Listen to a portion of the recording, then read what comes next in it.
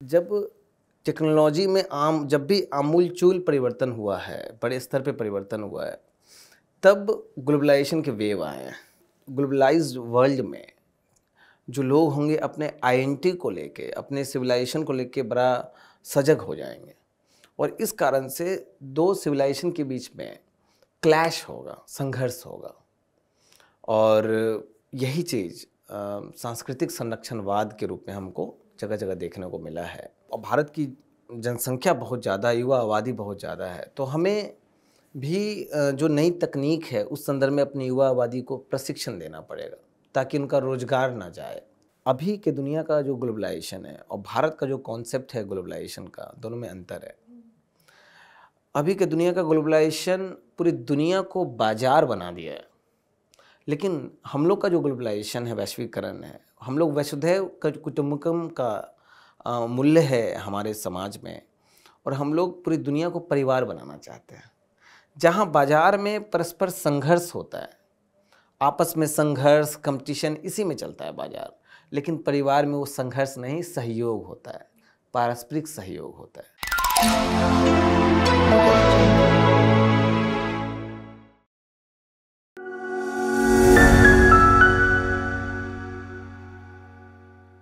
नमस्कार दर्शकों, मैं हूं आपकी होस्ट स्वाति और विजन आईएएस संवाद के एक और नए एपिसोड में आप सबका बहुत बहुत स्वागत करती हूं।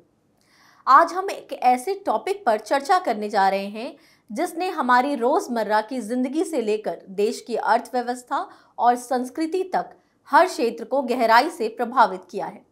हम बात कर रहे हैं वैश्वीकरण यानी ग्लोबलाइजेशन के बारे में और आज की हमारी चर्चा का विषय है impact of globalisation on Indian society. और आज के टॉपिक से जुड़े महत्वपूर्ण सवालों के जवाब देने के लिए हमारे साथ मौजूद है विजन आईएएस के फैकल्टी इंद्रजीत सर। तो चलिए सर से मिलते हैं। Hello sir, welcome to vision IAS Samvad. Thank you Swati, thank you. Globalisation ने भारत में नए अवसरों के साथ साथ नई चुनौतियों को भी जन्म दिया है।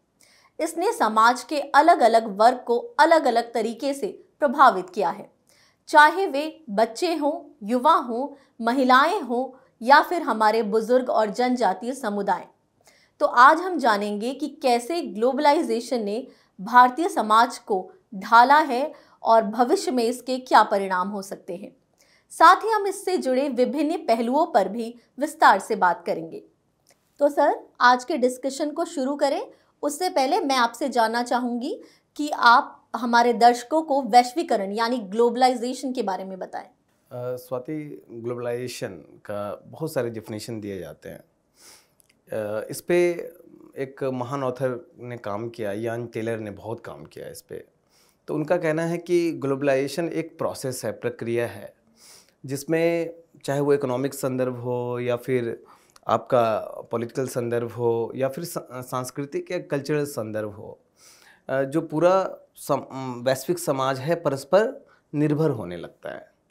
इसी को मैकलन ग्लोबल विलेज का कॉन्सेप्ट देते हैं, जहाँ जैसे एक गांव में सारे लोग आपस में अंतरक्रिया बड़ा ही परस्पर तरीके से अच्छे से करते हैं। उसी प्रकार से ग्लोबलाइजेशन में जो एक प्रवाह है, वो प्रवाह समझ जाइए, चाहे वो पूंजी का प्रवाह हो या वस्तु सेवा का प्रवाह हो, चाहे विचारों का प्रवाह हो एक जगह से दूसरी जगह के लिए, या फिर लोगों का प्रवाह हो, लोगों का एक जगह से दूसरी जगह जाना हो, इसमें तीव्रता आ जाती है। यही ग्लोबलाइजेशन है। सर, हमने देखा है कि औद्योगिक क्रांति के बाद से ही ग्लोबलाइजेशन की एक वेव शुरू हो गई थी। तो उस दौर में ग्लोबलाइजेशन का नेचर कैसा था, और साथ ही हमें बताइए कि ग्लोबलाइजेशन के अलग अलग वेव्स के बारे में। ग्लोबलाइजेशन तो ऐसे हमेशा जब से इंसान सिविलाइज हुआ, एक जगह से दूसरी जगह व्यापार के लिए या धर्म के प्रचार के लिए जाने लगे, तो विचारों का आदान प्रदान तो शुरू हो गया था। लेकिन जब टेक्नोलॉजी में जब भी आमूल-चूल परिवर्तन हुआ है, बड़े स्तर पे परिवर्तन हुआ है, तब ग्लोबलाइजेशन के वेव आए हैं। तो वो वेव अब तक 3 देखे गए हैं। एक तो जब औद्योगिक क्रांति अपने चरम पे थी, समझ जाइए कि 19वीं शताब्दी के प्रारंभ में 1820 ईस्वी के आसपास पूरे यूरोपियन जो लोग हैं पूरे दुनिया में जाने लगे उपनिवेश बनने लगा बड़े स्तर पे। यूरोपीय लोग, अमेरिका हो या एशिया या अफ्रीका, सभी जगह बसने लगे, व्यापार के लिए जाने लगे। यही नहीं, जो औद्योगिक क्रांति में बहुत तीव्र गति से और बड़े सस्ते में वो सामान बनाने लगे, तो उसको बेचने के लिए जगह जगह वो सामान लेके जाने लगे। साथ में आप देखेंगे कि जो संचार का माध्यम है, जो कम्युनिकेशन का माध्यम है, उसमें आमूलचूल उसी समय बदलाव आया था। भाप इंजन का आविष्कार हुआ और कम्युनिकेशन में टेलीग्राफ का आविष्कार हुआ। तो उसने परिवहन में और संचार में तीव्रता लाई। पूरे बड़े स्तर पे रेल लाइन बिछाए गए और उससे एक जगह से दूसरी जगह जाना आसान हो गया। ये जो फेज है ये चला है आपका प्रथम विश्व युद्ध तक। लेकिन प्रथम विश्व युद्ध और द्वितीय विश्व युद्ध तक उसके बीच क्या हुआ कि सांस्कृतिक संरक्षणवाद आया, आर्थिक राष्ट्रवाद पनपा और उसने ग्लोबलाइजेशन की रफ्तार को धीमा किया। लेकिन जैसे ही सेकेंड वर्ल्ड वॉर समाप्त होता है और मित्र राष्ट्रों की जीत होती है, बहुत सारे अंतर्राष्ट्रीय संगठन बनते हैं, जैसे यूनाइटेड नेशन है या फिर IMF है या फिर आपका वर्ल्ड बैंक है, गैट हैं। तो ये सब के कारण बड़े स्तर पे फिर से व्यापार प्रारंभ हुआ और नई तकनीक का इजाद हुआ। जैसे परिवहन में वैश्विक स्तर पे एरोप्लेन का यूज होने लगा। उसी प्रकार से आप कम्युनिकेशन में इलेक्ट्रॉनिक कम्युनिकेशन, जैसे टेलीफोन है या फिर आपका टेलीविज़न आप देख सकते हैं या रेडियो का कम्युनिकेशन, इससे फिर संचार और परिवहन का में तीव्रता आई। और वो आपको उसमें कोल्ड वॉर भी प्रारंभ हो गया था। तो जो पश्चिमी दुनिया है, जहाँ पे अमेरिका और जो पश्चिमी यूरोपीय देश हैं, वहाँ पे बड़े स्तर पे ग्लोबलाइजेशन का प्रभाव देखा जा सकता है। और ये 1990 के दौर तक चलता रहा। जब 1990 के दौर में आपका सोवियत रूस का विघटन होता है, तो सोवियत रूस के विघटन के बाद ये जो उसी समय डिजिटलीकरण, जो डिजिटल तकनीक बड़ा तीव्र गति से आई और इंटरनेट का उपयोग पूरे वैश्विक स्तर पे होने लगा। तो ये जो रफ्तार है ग्लोबलाइजेशन का, उसने एक नया फेज पकड़ लिया। जो पहले पूंजीवादी देशों तक ये ग्लोबलाइजेशन सीमित था, अब वो जो कम्युनिस्ट देश है वहाँ भी पहुँचा और साथ में जो विकासशील और अविकसित देश थे वहाँ तक इसका इफेक्ट पहुँचने लगा। माना जाता है कि हम लोग अभी तीसरे दौर में चल रहे हैं ग्लोबलाइजेशन के, और कुछ विशेषज्ञ का ये भी कहना है कि नहीं, चौथी दौर प्रारंभ हो चुकी है। जब आर्टिफिशियल इंटेलिजेंस अभी भले ही शैशवास्थ अवस्था में है, या फिर जो आर्टिफिशियल इंटेलिजेंस हो या फिर ग्रीन टेक्नोलॉजी है उसका, या फिर आपका ऑटोमेशन है, इन सब का अभी दौर प्रारंभ हो रहा है और ग्लोबलाइजेशन चौथी अवस्था में प्रारंभ हो चुका है। जी सर, जब भारत आज़ाद हुआ तो शुरुआत में हमने बंद अर्थव्यवस्था को चुना और खुद को दुनिया से अलग थलग रखा। लेकिन 1990 के दशक के बाद से हमने फिर से अपनी इकोनॉमी को दुनिया के लिए ओपन कर दिया। तो ऐसे कौन से कारक थे जिन्होंने भारत को ऐसा करने के लिए प्रेरित किया? स्वाति, जो स्टार्टिंग में हमारा रुझान था वो समाजवादी रुझान था, और ये कम्युनिस्ट देशों से हम लोग ज़्यादा प्रेरित थे। वहाँ जो प्लान इकॉनमी चलता है, जहाँ राज्य का हस्तक्षेप बहुत ज़्यादा होता है। शुरुआत में तो हमें उसका नेगेटिव इम्पैक्ट पता नहीं चला, लेकिन बाद में जब लाल फीताशाही और लाइसेंस राज बड़े स्तर पर बढ़ गया देश में, तो देश में औद्योगिक विकास और आर्थिक वृद्धि बड़ी धीमी गति से होने लगी। 1980 के बाद इसका मेजर इम्पैक्ट हमें दिखना प्रारंभ हो गया। वो इम्पैक्ट हमें दिखता है जब हमारा आयात बहुत ज़्यादा हो जाता है और निर्यात हम बहुत कम करते हैं। एक समय 90 के आसपास ऐसा समय आ गया कि मात्र 2 सप्ताह का हमारे पास विदेशी मुद्रा भंडार बचा हुआ था कि हम आयात कर सकें। वो मेजर क्राइसिस था। हमारे पास कोई ऑप्शन नहीं था एक्चुअली। हमारा जो फिजिकल डेफिसिट 8.5% GDP के पहुंच गया। इन्फ्लेशन बहुत ज़्यादा बढ़ गई, पूरे देश में महंगाई बहुत ज़्यादा बढ़ गई। और यही नहीं, उसी समय गल्फ़ वॉर प्रारंभ हो गया, और गल्फ़ वॉर के कारण जो कच्चा तेल का जो कीमत है बहुत ज़्यादा बढ़ गया। कच्चे तेल की कीमत बढ़ने, भारत चूँकि हम लोग आयातक देश हैं, बहुत ज़्यादा इम्पोर्ट करते हैं कच्चा तेल, तो यहाँ महंगाई बढ़ गई तेल की कीमत बढ़ने से। तो हमारे पास कोई ऑप्शन नहीं बचा, हम IMF के पास गए। IMF ने कहा कि ठीक है, हम आपको हेल्प करेंगे, कर्ज देंगे, लेकिन आपको अपना जो अर्थव्यवस्था उसको बाहरी दुनिया के लिए खोलना पड़ेगा। तो हमने उसको रिफॉर्म किया। एक चीज़ और बता दूं कि उस समय USSR सोवियत रूस कमज़ोर हो रहा था, और आपको पता है 91 में विघटन हो गया सोवियत रूस का। तो जो कमज़ोर हो रहा था, तो उस पे जो निर्भर काफ़ी देश थे, उस वहाँ पे उदारीकरण या वैश्वीकरण की लहर सी चल रही थी। जर्मनी में बर्लिन की जो दीवार गिरने के साथ ही ये प्रूफ हो गया कि अब धीरे धीरे जो साम्यवाद है उसका पतन हो जाएगा। तो जो भी बंद अर्थव्यवस्था थी अपने आप को ओपन कर रही थी, तो भारत भी उससे प्रेरित हुआ, और साथ में जो मजबूरियां मैंने आर्थिक मजबूरियां पहले बताई है वो था, इसलिए भारत ने भी LPG रिफॉर्म, उदारीकरण और प्राइवेटाइजेशन, निजीकरण और वैश्वीकरण को प्रोत्साहित किया। सर, हमने अभी उन कारकों की बात की जिन्होंने भारत को ओपन इकोनॉमी करने के लिए प्रेरित किया, तो अब मैं जानना चाहूँगी कि ग्लोबलाइजेशन का पूरे भारतीय समाज पर क्या प्रभाव पड़ा? भारतीय समाज एक्चुअली पहले बंद अर्थव्यवस्था के कारण बहुत तेज़ी से जो पाश्चात्य संस्कृति था उसका प्रभाव स्टार्टिंग में तो नहीं पड़ा, लेकिन जैसे ही हमने LPG रिफॉर्म किया और उधर के खुले विचार, वेस्टर्न वर्ल्ड के खुले विचार हमारे पास आने लगे, तो इसने भारतीय समाज को, विचारों को लोकतांत्रिकरण किया है। यही नहीं, यहाँ जो विभिन्न समाज के जो विभिन्न आयाम हैं उसको धर्मनिरपेक्षीकरण किया है, सेकुलराइजेशन किया है। क्रिटिकल थिंकिंग हो या फिर वैज्ञानिक सोच है, उस ओर हम लोग आगे बढ़े हैं। जब समाज का अलग अलग आप पूरा संरचना देखिएगा, भारतीय समाज में जो विशेषता, पहले हम लोग शुरू करते हैं, विशेषता में सबसे बड़ी विशेषता है जाति व्यवस्था। ग्लोबलाइजेशन शहरीकरण को प्रमोट करता है, अर्बनाइजेशन को प्रमोट करता है। तो गांव से जहाँ पे जाति व्यवस्था बड़ी कठोर है आज भी, तो वहाँ से बड़े स्तर पे पलायन हुआ लोगों का शहर की तरफ। और शहर का सबसे बड़ी खूबसूरती होती है एनोनिमिटी, गोपनीयता। तो उसमें आपको पता नहीं होता है कि आप किससे इंटरेक्ट कर रहे हैं, किस जाति के व्यक्ति से अंतर्क्रिया कर रहे हैं। तो इस कारण से जाति व्यवस्था डाइल्यूट हुई है, और शहरों में आप देखिएगा इंटरकास्ट मैरिज अब बहुत प्रेवलेंट हो गया है। तो जाति व्यवस्था डाइल्यूट हुई, ये तो हमें दिखा है। दूसरा भारतीय समाज की विशेषता है पितृसत्ता, पैट्रियार्की, यहाँ काफ़ी कठोर रूप में है। तो लेकिन जो आप वेस्टर्न यहाँ पे कल्चर आया है जिसमें जेंडर इक्वलिटी की बात होती है, तो उस कारण से पैट्रियार्की कमज़ोर हुआ है। महिलाओं को बहुत सारे नए नए मौके मिले हैं अभी, और इवन जो LGBTQ कम्युनिटी है जिसके प्रति भारतीय समाज और जो पिछड़ी समाज रही है अब वर्तमान संदर्भ में, वहाँ पे बड़ा बायसनेस होता है, पूर्वाग्रह होता है। तो LGBTQ कम्युनिटी को भी पहचान मिलना इस वैश्वीकरण के कारण ही प्रारंभ हुआ है।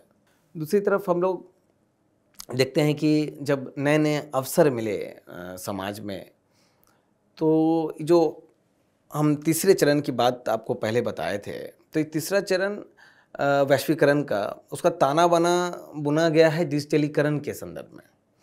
तो जो वर्ग के पास डिजिटल तकनीक पहले पहुंचा, या डिजिटल जो तकनीक को यूज़ करना जिसको आता है, वो काफ़ी आगे बढ़ गया, और जो वर्ग पीछे था, जो वर्ग डिजिटली रूप से निरक्षर था या डिजिटल उपकरण जिसके पास नहीं था, वो वर्ग पीछे चला गया। इसी को मैनुअल कैस्टेल डिजिटल डिवाइड कहते हैं। इस डिजिटल डिवाइड के कारण भारतीय समाज में आप देखिएगा आर्थिक असमानता बहुत ज़्यादा बढ़ गया है। ऑक्सफोम का रिपोर्ट है कि भारतीय समाज, जो पूरे भारतवर्ष में जो ऊपर के 1% लोग हैं, उसके पास कुल संपत्ति का 40% संपत्ति है, देश की संपत्ति का 40% है। उससे आप देख सकते हैं कितना ज़्यादा असमानता है। जब सांस्कृतिक पक्ष की तरफ हम आते हैं भारतीय समाज के, तो भाषा, भारत में भाषा की बहुत ज़्यादा विविधता देखने को आपको मिलती है। दुनिया में सबसे ज़्यादा विविधता वाले देशों में हम हैं। ये ग्लोबलाइजेशन ने इंग्लिश को इतना प्रमोट किया है क्योंकि अब इंग्लिश में जो रोजगार के अवसर ज़्यादा हैं, तो इस कारण से जो वर्नाकुलर लैंग्वेज है, हमारा स्वदेशी भाषा है, चाहे वो हिंदी हो, तमिल हो, मराठी हो, उसका एक्चुअली प्रभाव कम हुआ है। इंग्लिश को बोला जा रहा है कि भारतीय भाषाओं के लिए किलर या प्रेडेटर का रूप ले रहा है, जहाँ पे अब भाषाओं के अंदर इंग्लिश शब्द बहुत ज़्यादा आ रहे हैं और कुछ विशेषज्ञों का कहना है कि धीरे धीरे इन भाषाओं का महत्व बहुत कम हो जाएगा और इंग्लिश का प्रभुत्व पूरा स्थापित हो जाएगा। तो ये एक नकारात्मक प्रभाव देखने को तो मिला है। खान पान में तो भारत में काफ़ी विविधता रही है, आज भी है, लेकिन उस विविधता में एक और चीज़ शामिल हो गया आपको वेस्टर्न फूड का। लेकिन वो धीरे धीरे क्या कर रहा है कि जो भारतीय व्यंजन है उसका महत्व कम हो रहा है और जगह जगह आपको आज भी आप मार्केट में जाएं तो खान पान में देखेंगे कि जो वेस्टर्न फूड्स के आउटलेट हैं, चाहे मैकडोनल्ड है, चाहे वो पिज़्ज़ा हट है या फिर KFC है, वो आपको देखने को मिलेगा। इसी को मैकडोनल्डलाइजेशन बोलते हैं या मैकडोनल्डीकरण बोलते हैं कि वो विविधता को समाप्त कर रहा है खान पान के।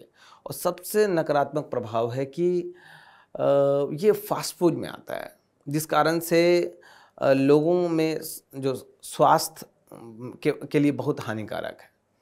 मोटापा हो या ओबेसिटी हो, इसके कारण से देश में बहुत बढ़ा है। मैं आपको बता दूं कि जो ये डायबिटीज़ है भारत में इतना व्यापक हो चुका है कि इसे डिस्गाइज पैंडेमिक कहा जा रहा है। मतलब छुपी हुई महामारी पूरे देश में फैली हुई है डायबिटीज़ का, और इसके पीछे कारण है एक वो आपका फास्ट फूड। जब हम रोजगार या अवसर के संदर्भ में देखते हैं तो लोगों के पास रोजगार अवसर बहुत बड़े हैं, जीवन शैली अच्छी हुई है, चाहे वस्तु या सेवा की गुणवत्ता बढ़ी है। अब पहले जहां हम लोग पास एक ही कार देखने को मिलता था, मारुति 800 हो या फिर एम्बेसडर, अब तरह तरह के हमारे पास ऑप्शंस हैं।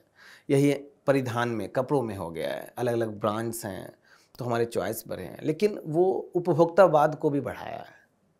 अब इस उपभोक्तावाद के कारण क्या हुआ है कि जो लोग जो भारतीय लोग जो बचत की प्रवृत्ति में ज़्यादा विश्वास करते थे, पूरे समाज में अध्यात्म पे ज़्यादा बल था, वो उपभोग की तरफ हमारा फोकस चला गया है, जिस कारण से पर्यावरण की बहुत क्षति हुई है। और वो पर्यावरण की क्षति का इम्पैक्ट अभी हमें देखने को मिल रहा है। जहाँ पे बारिश नहीं होनी चाहिए, कम होती थी, वहाँ बहुत तीव्र बारिश हो रही है। राजस्थान हो, जहाँ पे बारिश बहुत होती थी, वहाँ पे सूखा पड़ रहा है। तो आपदा का देखिएगा, डिजास्टर का बारंबारता और तीव्रता बढ़ रहा है।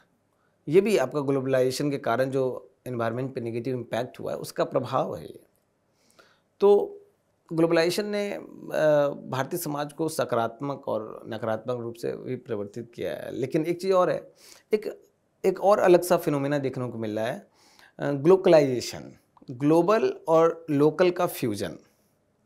आप जब डिस्क पे डांस कर रही होती हैं या फिर कोई गाना सुन रही होती हैं, तो मज़ेदार बात है कि जो इंडियन गाने हैं उस पर एकाएक पॉप म्यूजिक का बीट्स आपको सुनने को मिलता है। मैं तो भोजपुरी गाने के साथ पॉप म्यूजिक का बीट सुनने को मुझे मिल जाता है।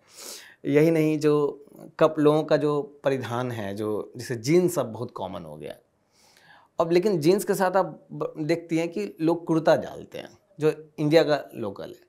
मैकडोनल्ड है तो जो US में जिस तरीके का बर्गर देता है, भारत में आके उस तरह के फ्लेवर्स हैं, साथ में इंडियन फ्लेवर भी शामिल कर रहा है, इंडियन मसाले अपने बर्गर में शामिल कर रहा है। तो ये ग्लोबलाइजेशन का भी इफेक्ट आपको मज़ेदार देखने को मिलता है। सर, इसी से आगे अगर हम बात करें तो समाज के अलग अलग वर्ग पर ग्लोबलाइजेशन का क्या प्रभाव पड़ा? जब भारतीय समाज में हम और अंदर प्रवेश करते हैं तो विभिन्न वर्ग, जैसे महिला हैं, बच्चे हैं, युवा आबादी है, वृद्ध आबादी है, सब पे देखिएगा अलग अलग इम्पैक्ट पड़ा है। पहले महिलाओं की बात करें तो शहरीकरण के कारण महिलाओं को काफ़ी नए नए अवसर मिले। एक वेस्टर्नाइजेशन, जो ग्लोबलाइजेशन के साथ वेस्टर्नाइजेशन भी आया है देश में, क्योंकि ग्लोबलाइजेशन में जो फोर्स है वो वेस्टर्न वर्ल्ड है, जो अपने वैल्यूज़ को यहाँ पे या पूरे विश्व में ग्लोबलाइजेशन के माध्यम से दे रहे हैं। तो उसमें जो जेंडर इक्वालिटी की बात होती है, ये बड़ा पॉजिटिव इम्पैक्ट है कि जो टेक्नोलॉजी के या फिर MNC कंपनियों में अच्छे अच्छे रोज़गार हैं, वहाँ महिलाओं को काफ़ी अवसर मिला है। और मज़ेदार बात है कि वहाँ पे इक्वल पे दिया जाता है महिलाओं को, पुरुष के बराबर दिया जाता है। और कोई भी लैंगिक रूप से भेदभाव आपको वहाँ देखने को नहीं मिलेगा। तो महिलाओं को एक अच्छा इन्वायरमेंट मिला है, मौका मिला है काम करने का। या फिर स्टेम सेक्टर हो, science, technology, engineering, mathematics, medicine, हर जगह महिलाएं अब आगे आई हैं। एक और चीज़ देखने को मिला है कि महिला अब चाहे सेल्फ हेल्प ग्रुप के माध्यम से या फिर ऐसे भी उद्यमशीलता, एंटरप्रेन्योरशिप महिलाओं में काफ़ी बढ़ा है। काफ़ी ऐसी कंपनियां हैं जहां महिलाएं डायरेक्टर्स हैं, सीईओज हैं। भारत में तो बैंकिंग सेक्टर में बहुत सारी महिलाएं बहुत ऊपर पोजीशन पे हैं। लेकिन काफ़ी नेगेटिव इम्पैक्ट भी ग्लोबलाइजेशन का महिलाओं के संदर्भ में देखने को मिला है। उसमें आप देखिएगा कि महिला को इस मार्केट फोर्स ने एक कमोडिटी के रूप में बना दिया। ऑब्जेक्टिफिकेशन किया है महिलाओं का। जैसे अब लगभग ऐड में देखिएगा कि पुरुषों को आकर्षित करने के लिए महिला को कम कपड़े में दिखाया जाता है। जहाँ इर्रेलेवेंट है, जहाँ आवश्यकता नहीं है, वहाँ भी महिला को दिखाया जाता है ऐड में। जैसे मैं एक टायर का ऐड देख रहा था, एक बैटरी का ऐड देख रहा था, वहाँ भी महिला को कम कपड़े में दिखाया जाता है। तो ये स्पष्ट रूप से दिखता है कि ऑब्जेक्टिफिकेशन बढ़ा है महिलाओं का। एक सकारात्मक पक्ष ये जरूर है कि जब प्रतिसत्ता थोड़ा डाइल्यूट हुआ है तो उस कारण से महिलाओं को यौन स्वतंत्रता महिलाओं में बढ़ी है। वो किससे शादी करेंगी, किसके साथ लिव इन में रहेंगी, वो सारा निर्णय अब खुद ले पा रही हैं, खासकर शहरी महिलाएं। बच्चों के संदर्भ में आप देखिएगा तो जो शिक्षा का जो अवसर बढ़ा है और उसमें तकनीक के उपयोग से उनके लर्निंग आउटकम को बढ़ाया गया है। यही, लेकिन एक बड़ा ही अब नेगेटिव इम्पैक्ट आ रहा है ये आपका तकनीक के संदर्भ में ही, खासकर डिजिटल तकनीक के संदर्भ में ही स्क्रीन टाइम बच्चों का बढ़ रहा है, जिस कारण से वो जो बच्चों में इरिटेशन देखा जा रहा है, जो एक कंसंट्रेशन की कमी देखी जा रही है, और सोशल मीडिया हो या फिर आपका डिजिटल मीडिया, वहाँ पे बच्चों का साइबर बुलिंग बहुत ज़्यादा बढ़ा है। तो अब बच्चों में भी मानसिक तनाव आप देख सकती हैं। जो बच्चे बाहर जाके खेलना पसंद करते थे, अब वो घर में बंद मोबाइल पे बंधे हुए हैं। तो ये एक बहुत ही मेजर अभी क्राइसिस से हमारा समाज गुजर रहा है इस संदर्भ में। जब यही बच्चे बड़े हो रहे हैं या फिर जो युवा आबादी है उसने ग्लोबलाइजेशन का लाभ काफ़ी लिया है। आज युवा आबादी को ग्लोबल टीन कहा जा रहा है। इसका मतलब है कि वो भारतीय संस्कृति के साथ तो अपने आप को जोड़े हुए हैं, साथ में वैश्विक संस्कृति के साथ भी अपने आप को जोड़े हुए हैं। मतलब दो पहचान अपनी रखते हैं। भारतीय गाना भी सुनते हैं और साथ में वेस्टर्न पॉप म्यूजिक भी सुनते हैं। उनको रोजगार का अवसर बहुत बढ़ा है। अब पढ़ने के लिए भारत से बाहर जा रहे हैं, विभिन्न तरह की भाषाएं सीख रहे हैं, विभिन्न तरह की तकनीक सीख रहे हैं, उनका एस्पिरेशन बढ़ा है। जैसे अभी भारत में एंटरप्रेन्योरशिप का वेव आया है और इस वेव के पीछे ग्लोबलाइजेशन बहुत बड़ा कारण है। और जब मैम वृद्ध आबादी पे देखते हैं तो इनका एलिनेशन हुआ है। जब संयुक्त परिवार था, मतलब संयुक्त परिवार भारत की विशेषता रही है, तो आज भी है, लेकिन वो धीरे धीरे संयुक्त परिवार की संख्या घट रही है। तो संयुक्त परिवार में इस वृद्ध आबादी को देख रेख करने के लिए हमेशा कोई ना कोई होता था। वो बच्चे के साथ खेल लेते थे। आज बच्चा, वो युवा मोबाइल में बिजी है, उनसे बात करने के लिए कोई नहीं है। और दूसरा चीज़ क्या है कि जो वृद्ध आबादी है इसका डिजिटल तकनीक तक पहुंच और समझ दोनों कम है। तो डिजिटल डिवाइड का सबसे ज़्यादा नेगेटिव इम्पैक्ट वृद्ध आबादी के साथ हुआ है। तो उनके वो जो मैं एलिनेशन की बात कर रहा था, जो अकेलापन बहुत ज़्यादा वृद्ध आबादी में बढ़ा है। और आप देख सकती हैं कि यही जो हमारे यहाँ जो वैल्यू सिस्टम था कि अपने माता पिता का ख्याल रखना, अपने दादा दादी का ख्याल रखना, वो धीरे धीरे कम हुआ है। और उसका प्रभाव आप देख सकते हैं, जगह जगह वृद्धाश्रम खुल रहे हैं क्योंकि उनका ख्याल रखने वाला भी कोई नहीं है। तो ये एक निगेटिव इम्पैक्ट आप बड़े स्तर से वृद्ध आबादी के संदर्भ में देख सकते हैं। सर, अभी हमने बात की कि समाज के अलग अलग वर्ग पर ग्लोबलाइजेशन का क्या इम्पैक्ट होता है। सर, लेकिन इसके अलावा अगर हम जनजाति की बात करें तो जब भी जनजाति के बारे में बात होती है तो नेगेटिव इम्पैक्ट ऑफ ग्लोबलाइजेशन सामने आता है। तो मैं आपसे इस संदर्भ में समझना चाहूँगी कि आखिर जनजाति पर क्या नेगेटिव इम्पैक्ट पड़ा था ग्लोबलाइजेशन का। जनजाति वर्ग है भारत में लगभग 8.5% है कुल आबादी का, और आपको जान के आश्चर्य होगा कि 50% से अधिक जनजाति, मतलब लगभग 55%, अपने मूल निवास से अलग रह रही है। मतलब जो उनका मूल पारंपरिक निवास था वहाँ से विस्थापित हो गई, और इसके पीछे बहुत बड़ा कारण ग्लोबलाइजेशन माना जाता है। ग्लोबलाइजेशन के कारण बड़े बड़े फैक्ट्रियों का निर्माण होना हो, या फिर बड़े बड़े डैम्स का बनना हो ताकि बड़े स्तर पे विद्युत का उत्पादन हो सके, जंगल को काटा गया और इन जनजातियों को विस्थापित किया गया वहाँ से। इसको बोलते हैं डेवलपमेंट इंड्यूस्ड डिस्प्लेसमेंट, मतलब विकास प्रेरित विस्थापन। जैसा मैंने कहा कि 50% से अधिक जनजाति विस्थापित हुए, और ये बहुत दर्दनाक है। इसी को कहा जाता है क्राइसिस ऑफ मॉडर्निटी। इस जो आधुनिकीकरण के क्रम में जो इतनी बड़ी आबादी को हमने विस्थापित किया, तो वो सिर्फ व्यक्ति विस्थापित नहीं होता है, पूरा वो समाज, उनका कल्चर छिन्न भिन्न हो जाता है। उनके साथ जो पारंपरिक ज्ञान आ रहा है वो ज्ञान खो जाता है। और जो जनजाति वर्ग, आपको पता है कि जो सबसे कम साक्षर भारत में है, और इसका प्रभाव सीधे आर्थिक रूप से बहुत पिछड़ी है। तो इसका प्रभाव आप डिजिटल डिवाइड में भी देख सकती हैं। जो मैंने डिजिटल डिवाइड पहले चर्चा किया था, उसमें सबसे कम डिजिटली रूप से साक्षर वर्ग यही है। तो जो असमानता और ज़्यादा इस वर्ग में, मुख्य धारा से इस वर्ग में फैला है।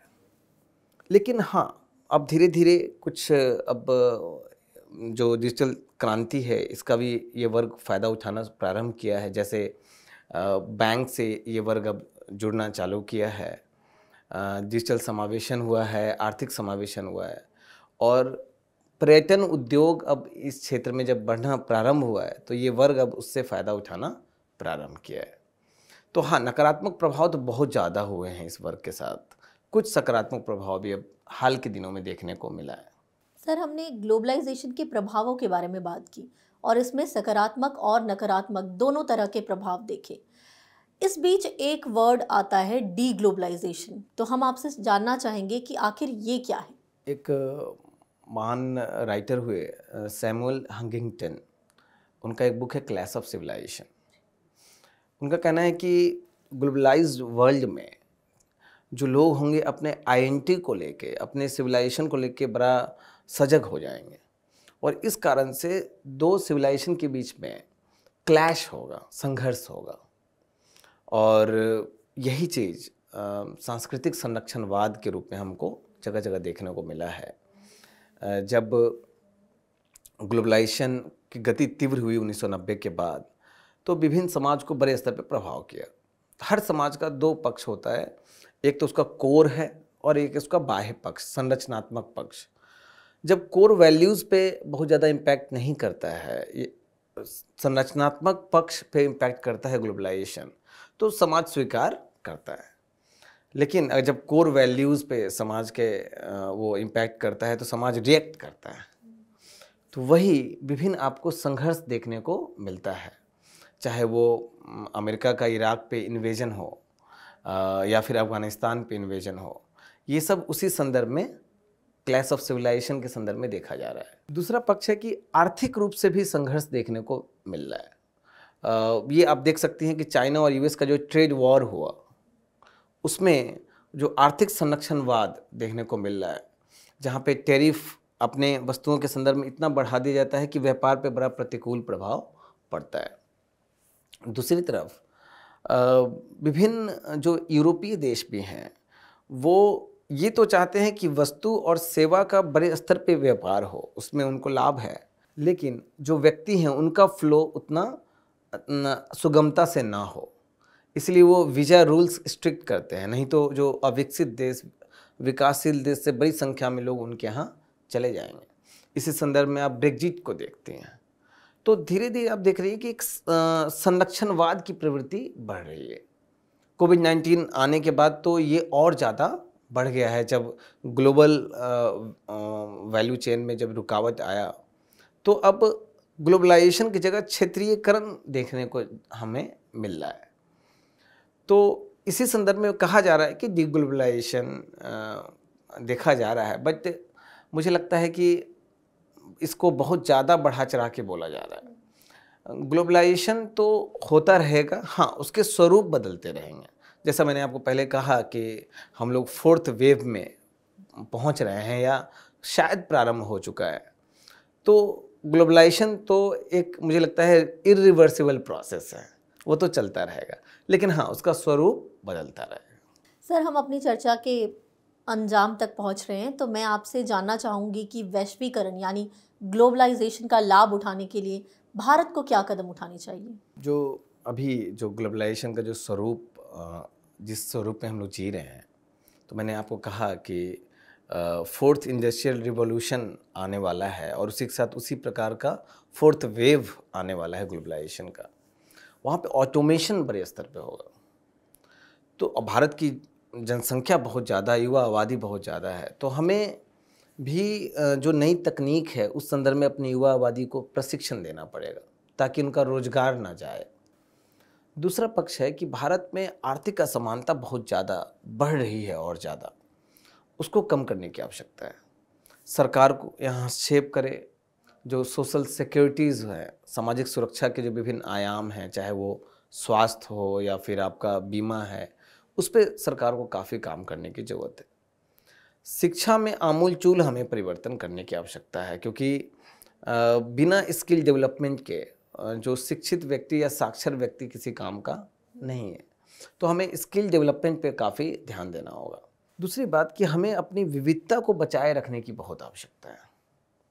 जब विविधता रहती है किसी देश में या किसी समाज में और उसको रिस्पेक्ट करता है वो समाज अपनी विविधता को, तो बाहर का जो फोर्स है, दूसरा जो कल्चर है, उतना आसानी से उसको इम्पैक्ट नहीं करता है।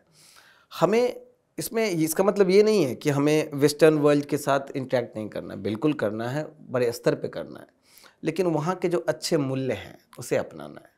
अभी प्रॉब्लम क्या है कि हम लोग वेस्टर्नाइजेशन को मॉडर्नाइजेशन समझ लिए, पश्चिमीकरण को ही आधुनिकता समझ लिए। हमें पश्चिम के अच्छे वैल्यूज़ को लेना बहुत ज़रूरी है और साथ में अपने अच्छे वैल्यूज़ को रखना बहुत ज़रूरी है। दोनों के मिश्रण को रखना बहुत ज़रूरी है और इसमें मुझे लगता है कि जो पश्चिम दुनिया से सहयोग करने की हमें आवश्यकता है। आधुनिक भारत में एक विदुषी हुई, आप जानती हैं, सुषमा स्वराज जी, भारत की सफल विदेश मंत्री रहीं। वो एक अंतर्राष्ट्रीय मंच से बड़ा अच्छी बात उन्होंने कहा। उनका कहना है कि जो अभी के दुनिया का जो ग्लोबलाइजेशन है और भारत का जो कॉन्सेप्ट है ग्लोबलाइजेशन का, दोनों में अंतर है। अभी के दुनिया का ग्लोबलाइजेशन पूरी दुनिया को बाजार बना दिया है, लेकिन हम लोग का जो ग्लोबलाइजेशन है, वैश्वीकरण है, हम लोग वसुधैव कुटुंबकम का मूल्य है हमारे समाज में और हम लोग पूरी दुनिया को परिवार बनाना चाहते हैं, जहाँ बाजार में परस्पर संघर्ष होता है, आपस में संघर्ष, कंपटीशन, इसी में चलता है बाजार, लेकिन परिवार में वो संघर्ष नहीं, सहयोग होता है, पारस्परिक सहयोग होता है। तो मुझे लगता है कि भारत का जो ग्लोबलाइजेशन का जो डायमेंशन है, भारत उस मूल्य को अपनाए और सहयोग के माध्यम से इसको आगे इसका लाभ प्राप्त करे। सर, आपका बहुत बहुत धन्यवाद आज के इस डिस्कशन में हमारे साथ शामिल होने के लिए। Thank you sir. तो दर्शकों, उम्मीद है आपको आज का हमारा ये डिस्कशन अच्छा लगा होगा।